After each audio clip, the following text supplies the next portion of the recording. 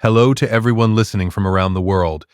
Today's account comes from John Clinton, 38, who shared what happened after his parents gave his twin brother a $4,800 cruise package on Thanksgiving and handed him a $20 scratch lottery ticket, and what he did with the next 6 months after he scratched it. This account has been dramatized to protect privacy. AI narration is used throughout. The experience it describes is real. The card said, "Every little bit counts. Love, Mom and Dad." $20. A $20 scratch lottery ticket. In a greeting card envelope. On Thanksgiving. While my twin brother Mark sat across the table holding a cream-colored folder from a cruise line. 7 nights in the Caribbean, 2 balcony cabins. All inclusive. $4,800.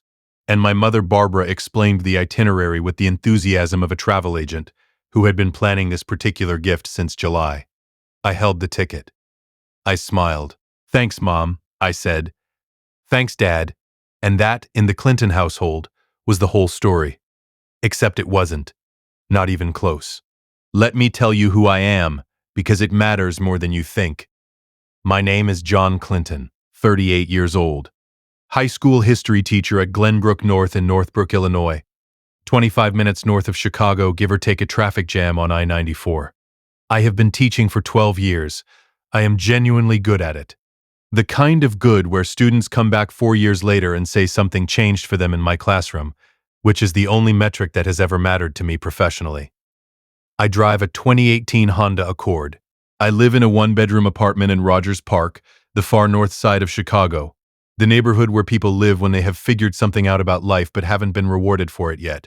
I make $47,000 a year. My twin brother Mark is also 38. He is a cardiothoracic surgeon at Northwestern Memorial Hospital on East Huron Street in Chicago. He drives a black BMW 5 Series that he leases and calls an investment, which is not what a lease is, but I have learned over the years not to correct Mark on financial terminology because it makes holidays uncomfortable. He owns a condo in the Gold Coast that costs more per month than my annual salary divided by 4. He is not evil. I want to be fair about that, the way you are fair about weather. It is not the rain's fault that it rained on your wedding day. Mark is simply the person our parents decided, sometime around 1999 when he got his MCAT score back, was the successful one. That decision had been compounding interest for almost 20 years. I didn't know it yet, but in about 4 hours, one of those decisions was about to pay out, quite literally. Thanksgiving at the Clinton family home on Plainfield Road in Naperville happens the same way every year. My mother makes turkey, green bean casserole, and a sweet potato pie from her grandmother's recipe that is, without question, the single best thing I have ever put in my body. My father Richard sits at the head of the table and says grace, and then carves the turkey with the deliberate authority of a man who has had 30 years of practice and considers it a craft.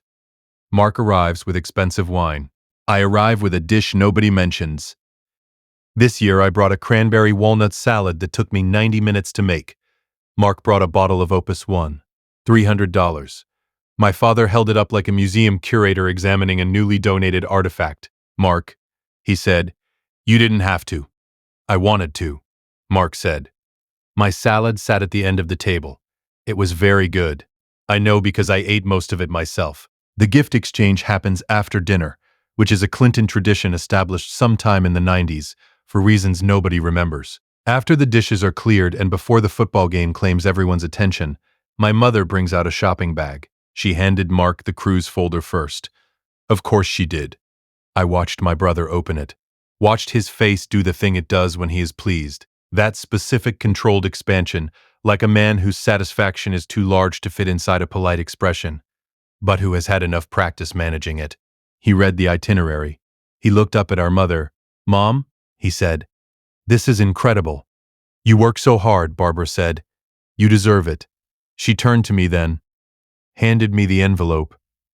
I opened it, read the card. Every little bit counts. Looked at the ticket.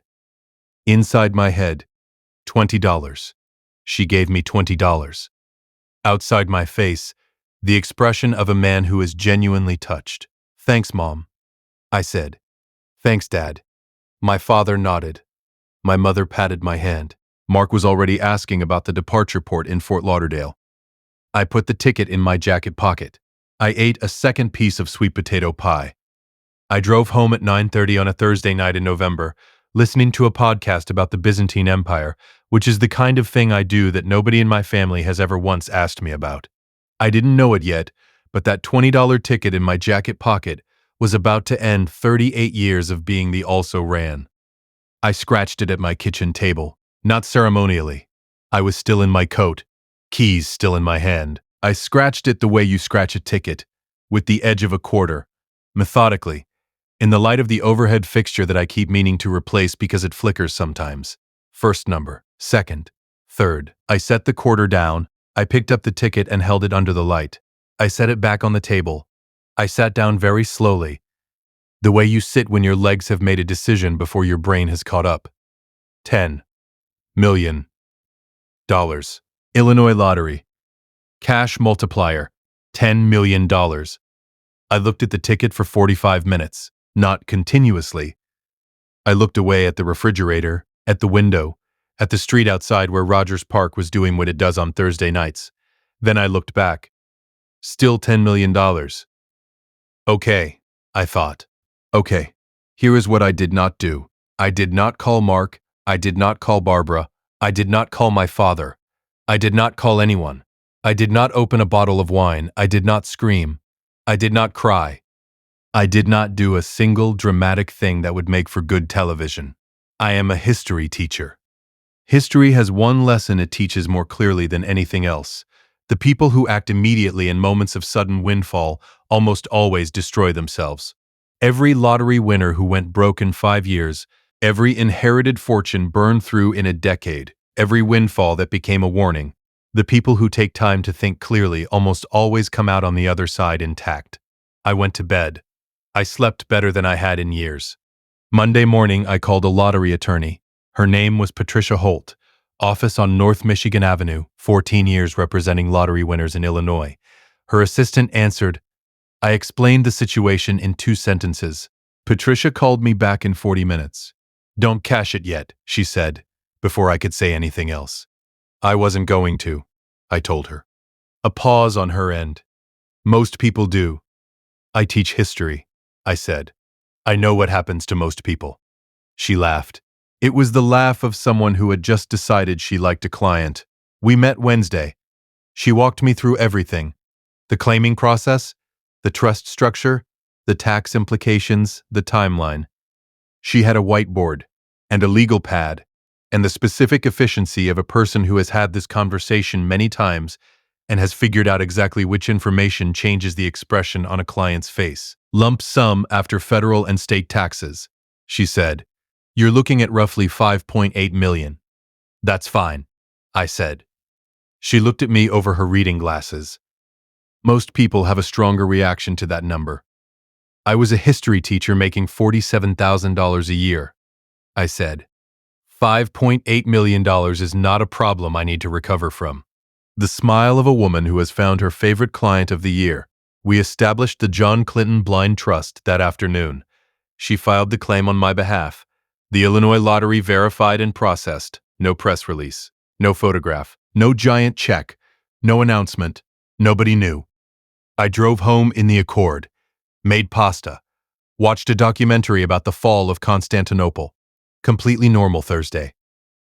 I want to tell you about the 6 months, because the 6 months are the whole point. The money cleared in December. I did not touch it for 30 days. This also sounds easier than it is.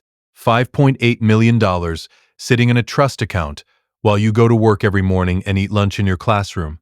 And drive home in a 2018 Honda Accord requires a specific kind of discipline that I am not sure I would have had if I were a different person. But I am this person. And this person had spent 38 years watching what happens when money makes decisions instead of people making them. I was going to make the decisions. The money would follow. After 30 days, I called Greg Fontaine, fee-only financial advisor in Lincoln Square, the North Side Chicago neighborhood with the old German bakeries, and the farmer's market and the organic coffee shop where the barista knows your name. After the 3rd visit, Greg came recommended by Patricia. Fee-only means he charges you directly and has no incentive to put you in financial products that benefit him more than you, which is the only kind of financial advisor worth having. We met on a Saturday morning in January at his office on Northwestern Avenue. "What do you want your life to look like?" he asked. Nobody had asked me that in 38 years. I thought about it for a full 30 seconds, which is longer than it sounds when someone is watching you. "I want to keep teaching," I said, "but I want it to be a choice, not a necessity. I want a house. I want to travel, the kind where you go somewhere and actually learn something, not the kind where you get a wristband and an all-inclusive buffet." I looked at him. "I don't want to perform wealth. I want to have it quietly and use it well." Greg wrote something on his whiteboard. "You're going to be very easy to work with," he said. He built me a portfolio over the following weeks. Diversified, conservative, income generating. He explained every decision in plain English, asked my opinion at every junction, sent quarterly reports I could actually read without a finance degree. By February, the money was working, quietly, without a single member of my family knowing it existed. Welcome back to Sweet Family Revenge. Grab your snacks, get comfortable, and remember, the people in these accounts had every chance to behave themselves. They just chose wrong. Drop a comment, subscribe, and stay with me, because we're just getting to the good part. February. Mark went on the cruise. I know because Barbara sent me photographs on a Thursday evening. Mark and his wife Sandra on a balcony. Turquoise water. Drinks with little umbrellas. The specific visual language of people who are very pleased with their vacation and would like the record to reflect this. "Gorgeous," I texted back. I was in my Rogers Park apartment eating leftover minestrone and reading a book about the decline of the Ottoman Empire. I was, and I want to be precise here, completely fine. That's the thing nobody tells you about the moment you stop needing someone's approval. It doesn't feel like victory. It just feels like the absence of a weight you forgot you were carrying. March. I resigned from Glenbrook North. End of school year. Effective June. I told Tom Ridley, my principal, decent man, fair boss, the kind of administrator who actually reads the lesson plans, that I had a personal opportunity I wanted to pursue. He shook my hand and told me the students would miss me and that I was one of the best teachers he'd worked with. I believed him. I did not tell my family. April. I bought the house. Lincoln Square, 3-bedroom Greystone on North Dammon Avenue. Built in 1928, original hardwood floors, a back garden that someone had planted with intention, lavender along the fence, a rose bush near the gate, a small apple tree that the previous owner had apparently named Gerald, a fact I learned from a handwritten note left in the kitchen drawer. I paid cash. Not to show off, because it is more efficient, and I had become a person who valued efficiency. My friend Dennis from the history department helped me move boxes on a Saturday. We ordered pizza. We sat in the empty living room, and Dennis looked around at the exposed brick and the garden view and the coffered ceiling and said, "John, how did you afford this?" "Savings," I said. He looked at me. "You saved enough to buy a house in Lincoln Square, on a teacher's salary." "I've been very careful with money," I said. Dennis is a genuinely intelligent man.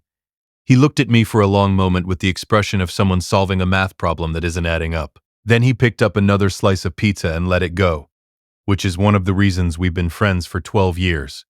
I didn't know it yet, but in 6 weeks, the question of how I afforded anything was going to answer itself, loudly, and in a way I had not entirely planned for.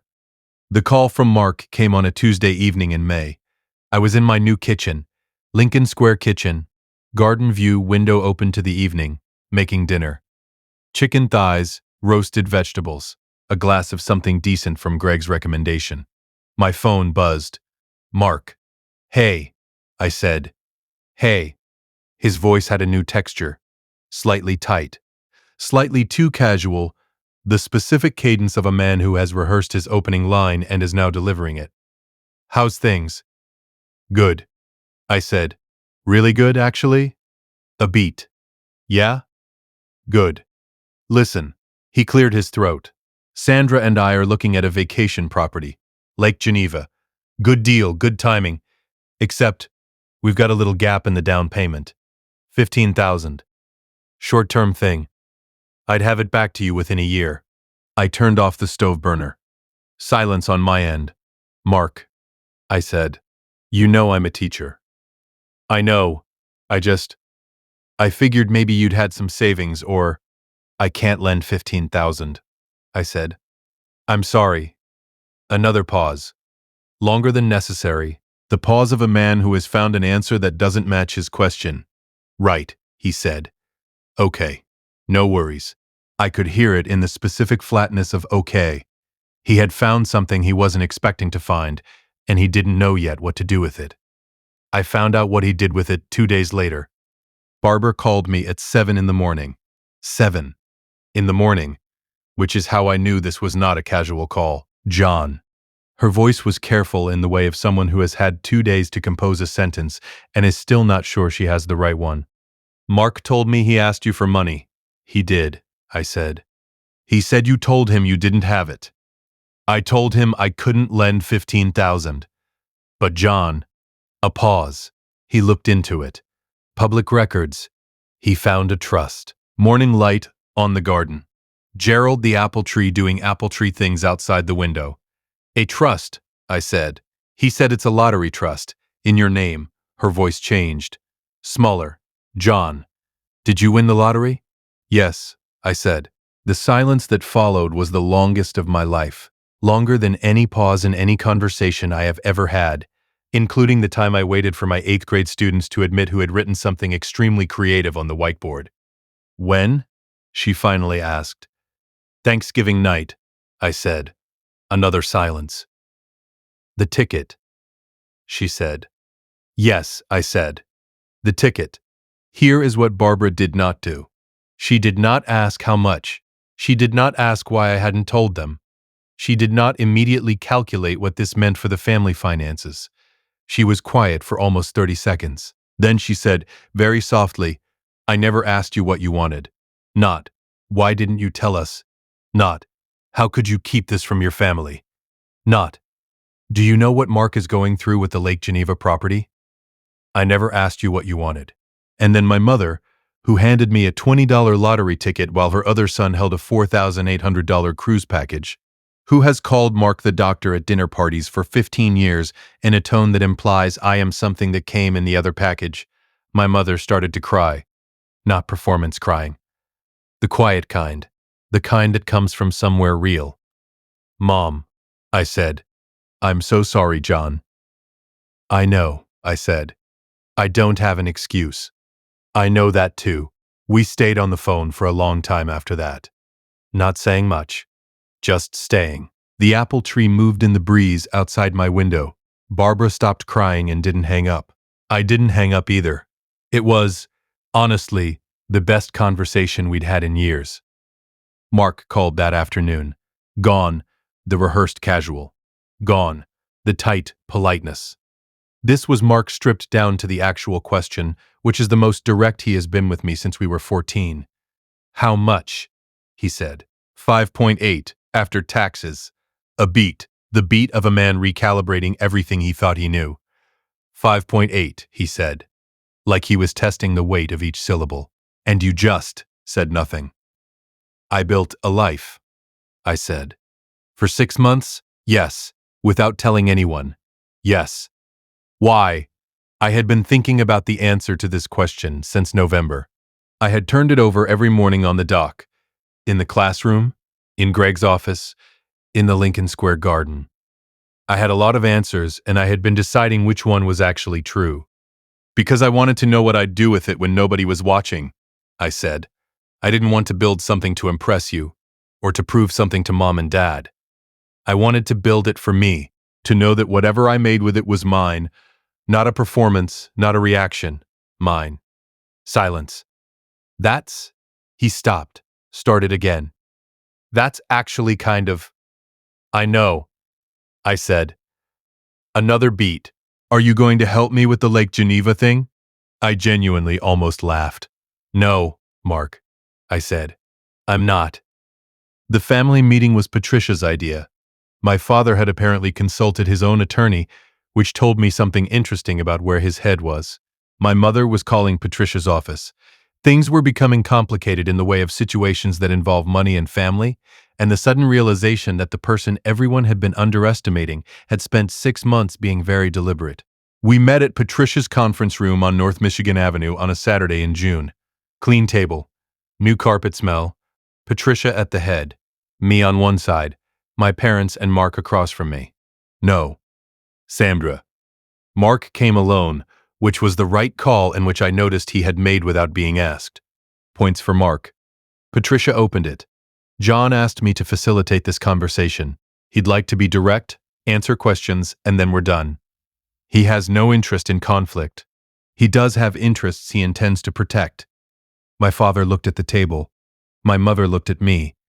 Mark looked at Patricia with the expression of a man who respects competence. Here's what happened, I said. I won $10 million on a $20 scratch ticket on Thanksgiving night.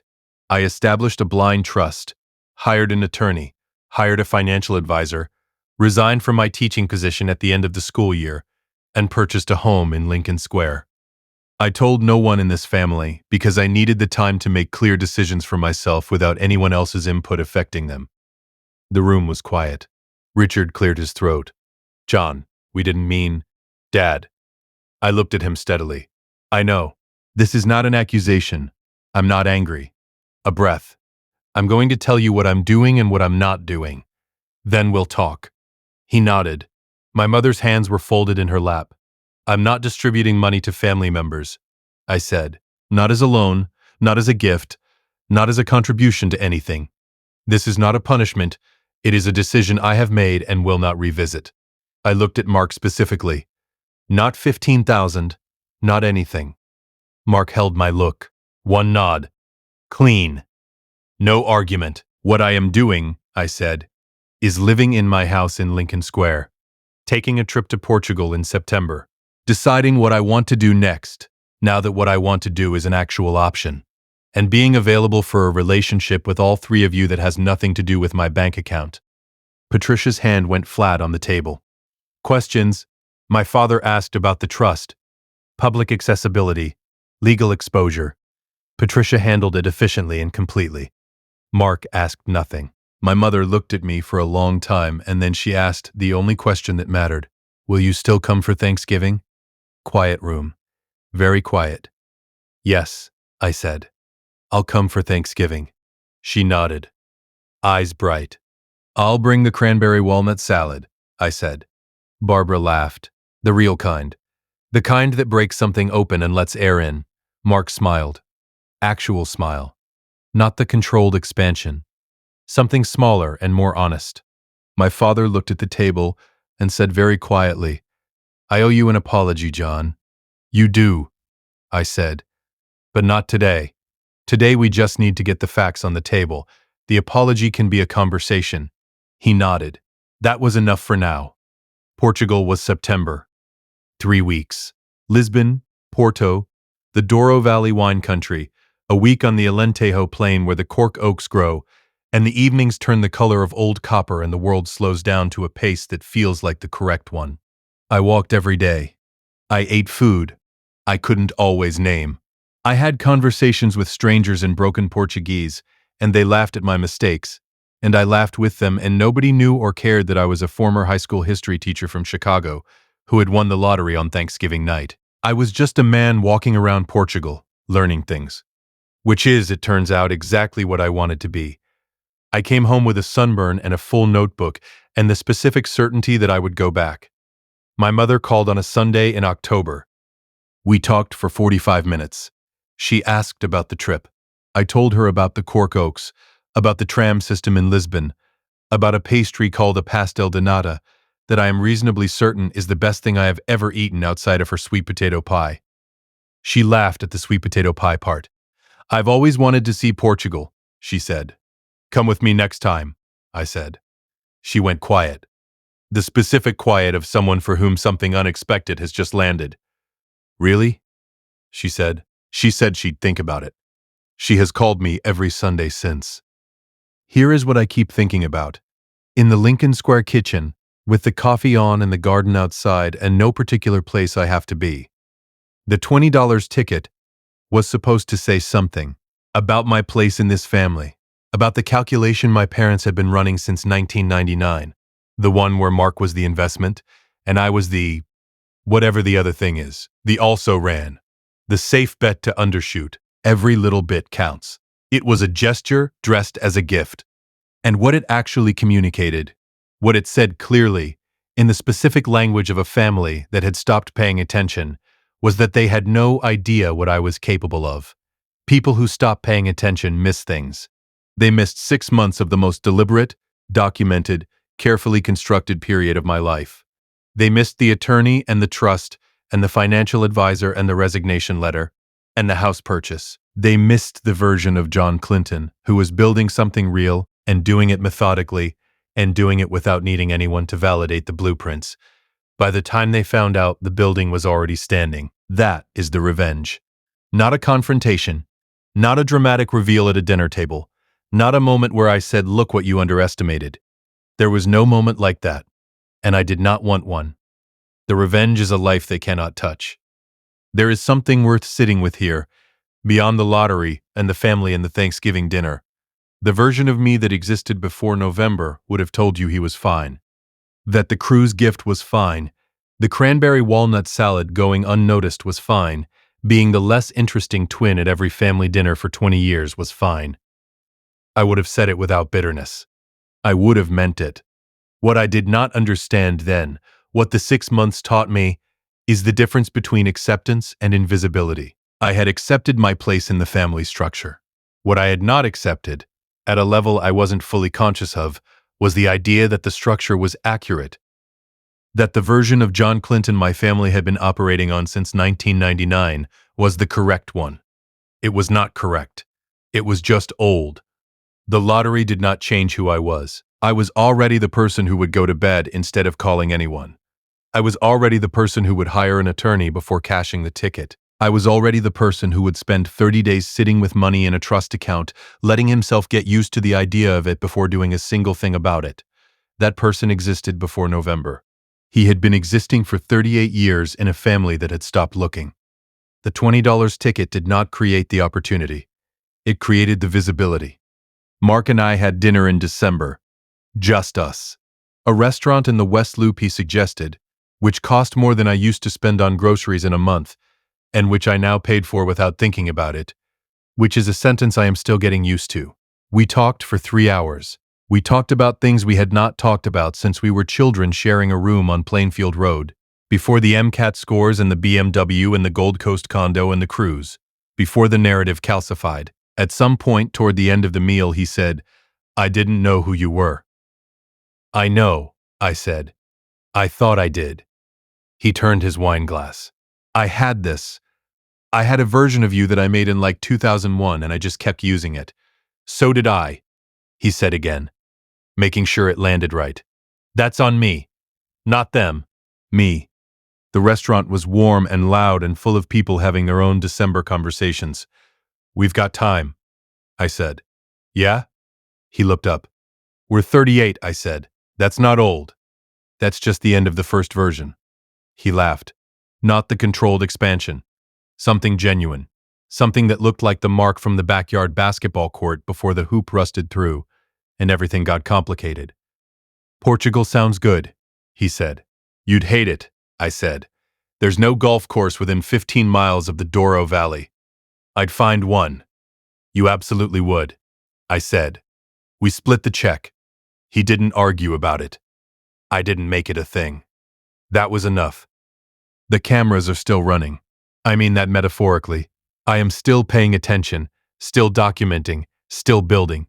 Greg sends me a quarterly report in plain English. Patricia checked in last month with a note that said the trust structure was performing exactly as intended. The house on North Dammon Avenue has Gerald the apple tree and lavender along the fence, and a kitchen window that makes the mornings feel like something worth staying awake for. I am writing this from that kitchen. The $20 ticket is framed.